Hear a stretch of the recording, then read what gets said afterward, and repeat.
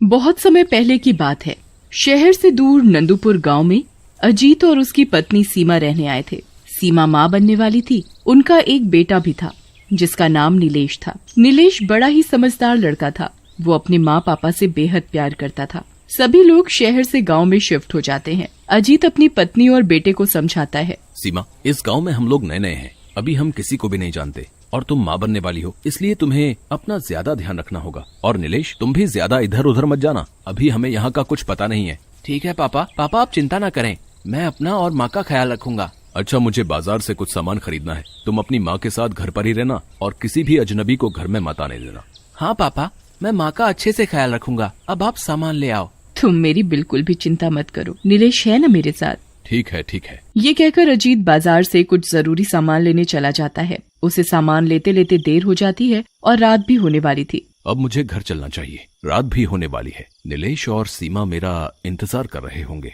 अजीत सारा सामान कार में रखकर अपने घर की ओर चल देता है। अजीत जिस रास्ते से जा रहा होता है, रात को कोई भी उस रास्ते से अकेले नहीं जाता था, क्योंकि उस रास्ते पर एक चुड़ैल घुमा करती थी। अजीत को उस चुड़ैल और रास्ते के बारे में पता नहीं था। अजीत जा ही रहा होता है, तभी उसे रास्ते में एक बूढ़ी औरत सड़क पर पड़ी दिखाई देती है। अरे ये सड़क पर कौन पड़ा है? लगता है कोई बेहोश पड़ा है, चलकर देखना चाहिए।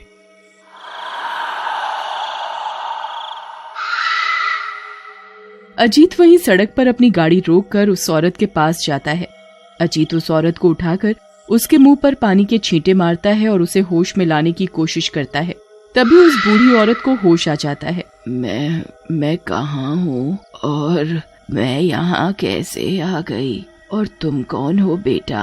अम्मा, मेरा नाम अजीत है, मैं इस गांव में अभी नया नया आया हूँ। और आप इस सुनसान सड़क पर कैसे? मेरा कोई नहीं है, मैं बिल्कुल अकेली हूँ। भटकते भटकते पता ही नहीं चला कि कब मैं यहाँ आ गई। कई दिनों से भूखी होने के कारण शायद मैं बेहोश हो गई। अम्मा, अब इतनी रात में तुम कहाँ जाओगी? पता नहीं बेटा, कहाँ किस्मत ले जाएगी। मुझ पे सहारा का कोई भी तो नहीं जिसके यहाँ मैं चली जाऊँ। अम्मा, तुम मेरे साथ मेरे घर चलो, जब तक तुम चाहो मेरे घर पर रहना। अजीत उस बूढ़ी औरत को अपने साथ अपने घर ले जाता है। अजीत जिसे बूढ़ी औरत समझ रहा था, वो और कोई नहीं एक डरावनी चुड़ैल थी जो पैदा हुए बच्चों को खा जाती थी।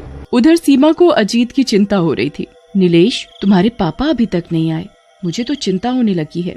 माँ, आप ऐसे ही परेशान हो रही हो, पापा बस आते ही होंगे। तभी अजीत भी आ जाता है। मान लो पापा भी आ गए, आप बेकार में ही चिंता कर रही थी। क्या हुआ? तुम लोग परेशान क्यों हो रहे हो? वो पापा, माँ को आपकी बहुत चिंता हो रही थी। तुम भी ना सीमा, कुछ ज्यादा ही फिक्र करती हो। तुम आ गए? माँ, मैंने कहा था ना पापा आ जाएंगे। तभी सीमा का ध्यान उस बूढ़ी औरत पर जाता है। ये अपने साथ आप किसे ले आए हैं और ये है कौन? बताता हूँ सब बताता हूँ, पहले मुझे थोड़ा पानी तो पी लेने दो। नीलेश अपने पापा को पानी पिलाता है। पानी पीकर अजीत सीमा और नीलेश को उस औरत के बारे में सब बताता है। पर पापा, किसी अनजान औरत को इस तरह से घर में लाना ठीक नहीं है, हम इनके बारे में कुछ जानते भी तो नहीं। बेटा, ये बेचारी तो खुद बेसहारा है, ये भला किसे नुकसान पहुंचा सकती है? बेटा, मुझे लगता है तुम्हारे बेटे को मेरा यहाँ रहना अच्छा नहीं लग रहा। कोई बात नहीं, मैं यहाँ से चली जाऊंगी। नहीं अम्मा, ऐसी कोई बात नहीं है, तुम हमारे ही साथ रहोगी। पर पापा, मैंने कहा ना, अम्मा हमारे ही साथ रहेंगी बस। अजीत नीलेश को चुप करा देता है और उसकी एक नहीं सुनता। मुझे कुछ नहीं सुनना, ये हमारे साथ हमारे घर में ही रहेंगी। सही तो है, ये आपने ठीक किया, नहीं तो ये बेचारी इतनी रात में कहाँ जाती। अम्मा सीमा का पेट देख रही होती हैं। तुम माँ बनने वाली हो? हाँ अम्मा, अब मैं आ गई हूँ ना, मैं तुम्हारा अच्छे से ख्याल रखूंगी। वैसे तुम्हारा बच्चा कब होगा? अम्मा, बस कभी भी हो सकता है। ये तो बड़ी अच्छी बात है। चुड़ैल मन ही मन बच्चे की बात सुनकर बड़ी खुश होती है। बस जल्दी से इसका बच्चा हो जाए, फिर मैं उस जन्मे बच्चे को खाकर मुझ में और भी शक्तियां आ जाएंगी, फिर मैं कभी नहीं मरूंगी। बस एक बच्चा और। नीलेश उस बूढ़ी औरत को देखने लगता है। तभी उसे उस बूढ़ी औरत की आंखों में एक अजीब सी रोशनी दिखाई देती है। उसकी अजीब सी आंखें देख नीलेश डर जाता है। नीलेश मन ही मन सोचने लगता है, कुछ ठीक नहीं है, मुझे ऐसा क्यों लग रहा है जैसे मानो कोई बुरी शक्ति आ गई। सीमा, अम्मा को भूख लगी होगी, तुम उनके लिए खाना लगा दो। सीमा अम्मा के लिए खाना लाने चली जाती है। अम्मा, आप आराम से बैठकर खाना खाओ। चुड़ैल खाना खाने लगती है। उसे खाना खाते देख नीलेश को कुछ अजीब सा लगता है। सीमा बिटिया, खाना तो तुमने बड़ा अच्छा बनाया है। क्या अम्मा जी, आप भी। सीमा अम्मा को उनके कमरे में सुलाओ। सीमा चुड़ैल को कमरे में सुला आती है। सब लोग भी अपने अपने कमरे में जाकर सो जाते हैं। सब लोग जब गहरी नींद में सो रहे होते हैं तब अम्मा अपने कमरे में अपने असली चुड़ैल रूप में आ जाती है। उधर नीलेश को अम्मा के बारे में सोच सोच कर नींद नहीं आ रही थी। मुझे ऐसा क्यों लग रहा है जैसे ये औरत ठीक नहीं है। कुछ तो गड़बड़ है, मुझे इसका पता लगाना पड़ेगा। नीलेश अपने कमरे से निकलकर अम्मा के कमरे की खिड़की से झांक कर देखता है तो उसके होश उड़ जाते हैं।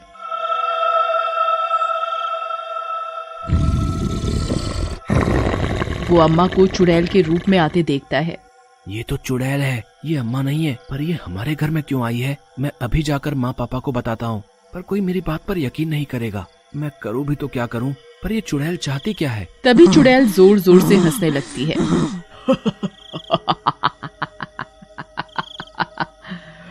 अब तो जल्दी से सीमा का बच्चा हो जाए, फिर मैं उसे मार कर खा जाऊंगी। उसे खाते ही मैं और भी बुरी शक्तियों की स्वामी बन जाऊंगी। ये तो मेरे भाई के जन्म लेते ही उसे खा जाएगी।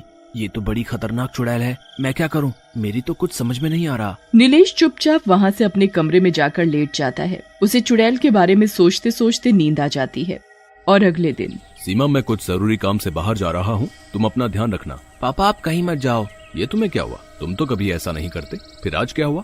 बस ऐसे ही। आज आप घर पर ही रहो। माँ की भी तबीयत ठीक नहीं है। माँ को कभी भी अस्पताल लेकर जाना पड़ सकता है। नीलेश, मैं ठीक हूँ। अभी अस्पताल जाने का समय नहीं आया है।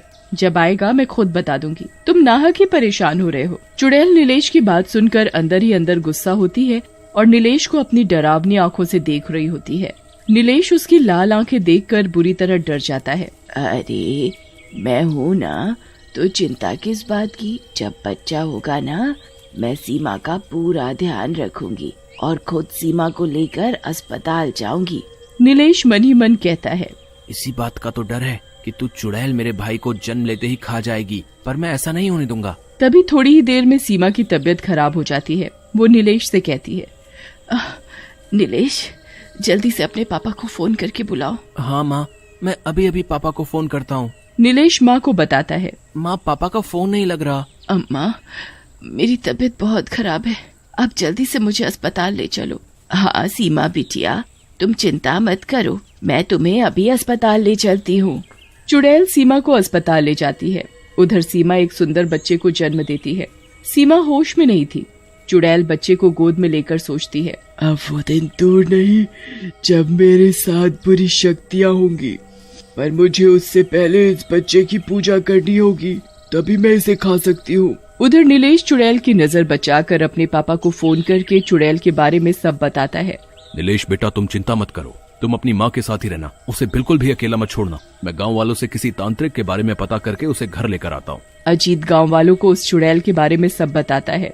बाबूजी, वो चुड़ैल बड़ी खतरनाक है। हम एक तांत्रिक को जानते हैं, वो तुम्हारी मदद जरूर करेंगे। हम अभी तुम्हें उस तांत्रिक के पास लेके चलते हैं। गांव वाले अजीत को तांत्रिक के पास ले जाते हैं और वो तांत्रिक बाबा को सब बताता है। तांत्रिक बाबा जी, मेरी पत्नी और मेरे जन्मे बच्चे को बचा लो। वो चुड़ैल बड़ी ही खतरनाक है, मुझे अभी तुम्हारे साथ तुम्हारे घर पर चलना होगा। चुड़ैल भी सीमा और उसके जन्मे बच्चे को लेकर घर आ जाती है। तब तक अजीत तांत्रिक को भी घर लेकर पहुंच चुका होता है। अजीत सीमा और अपने बच्चे को देखकर खुश होता है और वो अपने बच्चे को गोद में उठा लेता है। सीमा, तुम ठीक हो? और मेरा बच्चा कैसा है? अजीत, तुम बच्चे और अपनी पत्नी को लेकर अलग खड़े हो जाओ। चुड़ैल तांत्रिक को देखकर गुस्से से आग बबूला हो जाती है। हे तांत्रिक, दूर रह मुझसे, नहीं तो तू वो मौत मरेगा। ऐ चुड़ैल, तेरा खेल खत्म, तू इस बच्चे का कुछ नहीं बिगाड़ पाएगी। तांत्रिक आग जलाकर मंत्र पढ़ने लगता है और उस पर मंत्र पढ़ी हुई भभूत डालता है। मुझे छोड़ दो, मुझे मत मारो, मेरा शरीर जल रहा है। तांत्रिक मंत्र पढ़ता रहता है और भभूत चुड़ैल पर डालता रहता है। तभी चुड़ैल जलकर भस्म हो जाती है और अजीत के बच्चे की जान बच जाती है।